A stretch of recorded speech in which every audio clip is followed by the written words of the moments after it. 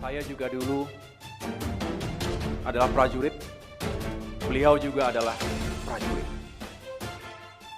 Dalam dunia keprajuritan, menghormati senior adalah sesuatu yang wajib kita lakukan. Terkait dengan keterlibatan KSP Muldoko yang selama ini selalu mengelak, kini sudah terang benderang.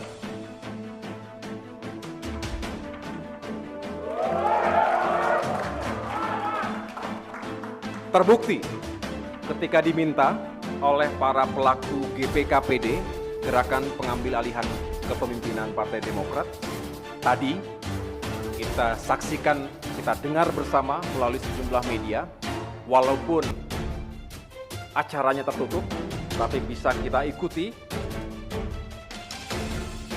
bahwa yang bersangkutan, KSP Muldoko, menerima ketika diminta untuk menjadi Ketua Umum Partai Demokrat versi KLB Sumut. Kita dengar bersama tadi, saya yakin teman-teman media juga sudah menyaksikannya. Tentu, apa yang disampaikan oleh KSP Muldoko tadi meruntuhkan seluruh pernyataan yang telah diucapkan sebelumnya.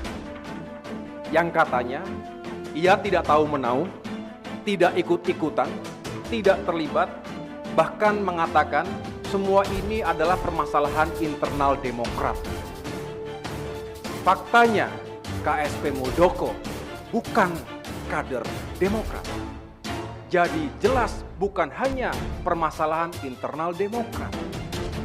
Segelintir kader, mantan kader yang tadi semangat sekali melakukan KLB di Sumut, tidak mungkin punya semangat dan kemudian keyakinan kalau tidak mendapatkan dukungan dari KSP Muldoko.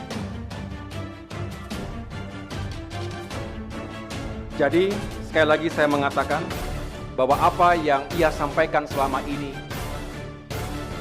ia pungkiri sendiri melalui kesediaannya menjadi Ketua Umum Partai Demokrat abal-abal versi KLB ilegal.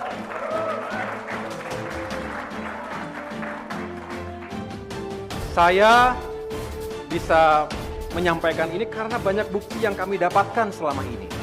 Tidak semua tentu kita jelaskan kepada publik, tapi bukti-buktinya lengkap. Dan pada puncaknya ya hari ini, KLB ilegal tadi. Maka artinya memang sejak awal motif dan keterlibatan KSP Muldoko ya tidak berubah, yaitu ingin mengambil alih kepemimpinan Partai Demokrat yang sah, menggunakan cara-cara yang inkonstitusional, serta jauh dari moral dan etika politik. Kehidupan politik dan demokrasi kita harus semakin baik ke depan. Nah, kasus KLB Partai Demokrat terakhir ini yang melibatkan Pak Muldoko, KSP Purnawirawan Jenderal Muldoko, itu punya nilai yang khusus dan spesial buat saya karena itu melibatkan aparatur negara di dalam proses politik yang harusnya independen dari keterlibatan aparatur negara.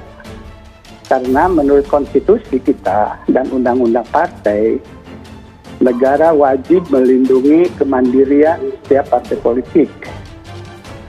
Nah, pejabat negara itu harusnya netral, harusnya multipartisan. Multipartisan itu artinya simpati pada semua partai, bukan hanya pada satu partai.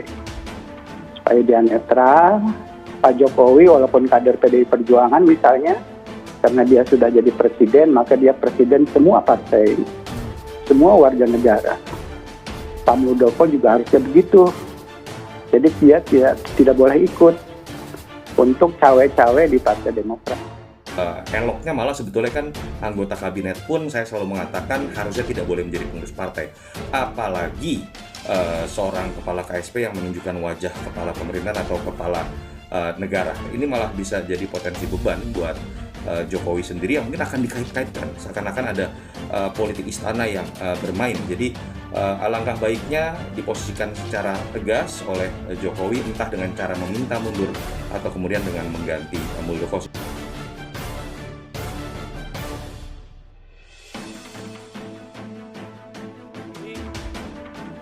Saya mempersilahkan kepada seluruh masyarakat Indonesia yang sangat saya cintai dan muliakan untuk menilai sendiri sikap dan perilaku tersebut.